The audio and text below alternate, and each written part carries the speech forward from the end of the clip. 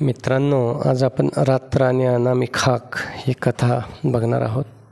शिवाजीनगर स्टेशनवर रात्रीचे 12 वाजले होते. शहराची धावपळ थांबली होती, पण स्टेशनवर अजूनही तुरळक गर्दी होती. प्रवाशांची ये-जा चालूच होती. थंडगार वारा वाहत होता आणि हवेत एक अनामिक शांतता पसरली होती. मीनाक्षी एका बेंचवर एकटीच बसली होती. तिच्या डोळ्यात भीती आणि निराशा दाटली होती. आज तिचा दिवस खूप वाईट गेला होता. ऑफिसमध्ये बॉसने सगळ्यांसमोर अपमान केला होता आणि घरी आईची तब्येत ठीक नव्हती. तिला काहीच सुचत नव्हतं. कुठे जावं, काय करावं? अचानक तिच्या खांद्यावर कोणीतरी हात ठेवला.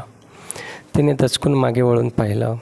एक मध्यमवयीन गृहस्थ तिच्याकडे पाहून स्मित हास्य करत होते. त्यांनी खादीचा धोतर आणि सदरा घातला होता. चेहऱ्यावर तेज आणि बोलण्यात एक प्रकारची आपुलकी होती. काय झालं बाळा, एवढी उदास का दिसतेस? त्यांनी विचारलं. मीनाक्षीला रडू आवरेना. तिने त्यांना सगळी गोष्ट सांगितली. ते गृहस्थ शांतपणे तिचं बोलणं ऐकत होते.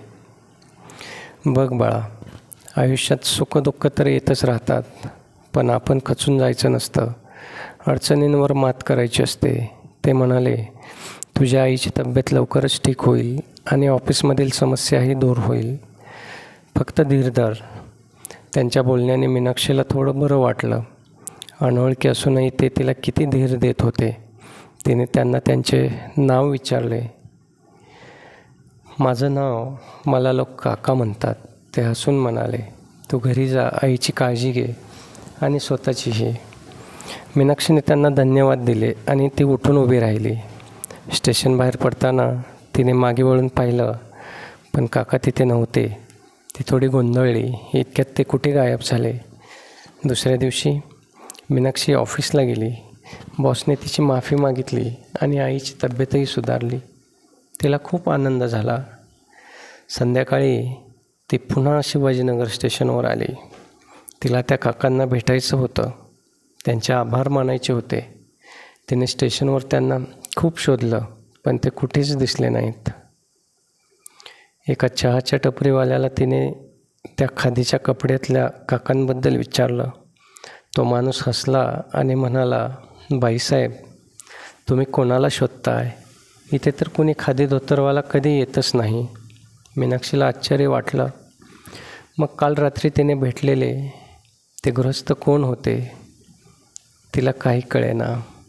त्या रात्री मीनाक्षीला एक गोष्ट नक्की समजली की जेव्हा आपण पूर्णपणे निराश होतो, तेव्हा देव कोणत्या ना कोणत्या रूपात आपल्याला मदत करतो. कदाचित ते काका त्याच देवाचे रूप होते, एक अनामिक हाक बनून आलेले. आणि त्या रात्रीनंतर मीनाक्षीने ठरवलं की कधीही हार मानणार नाही. ती प्रत्येक अडचणीचा सामना धैर्याने करेल, कारण तिला माहीत होतं कोणीतरी आहे जी तिची काळजी घेत आहे, तिला मदत करत आहे, एक अनामिक हाकेच्या रूपात. मला आशा आहे तुम्हाला ही गोष्ट आवडली असेल. आपणास व्हिडिओ आवडला असेल तर लाईक आणि शेअर करा आणि आपल्या मराठी स्टोरी चॅनलला सबस्क्राईब करा. धन्यवाद.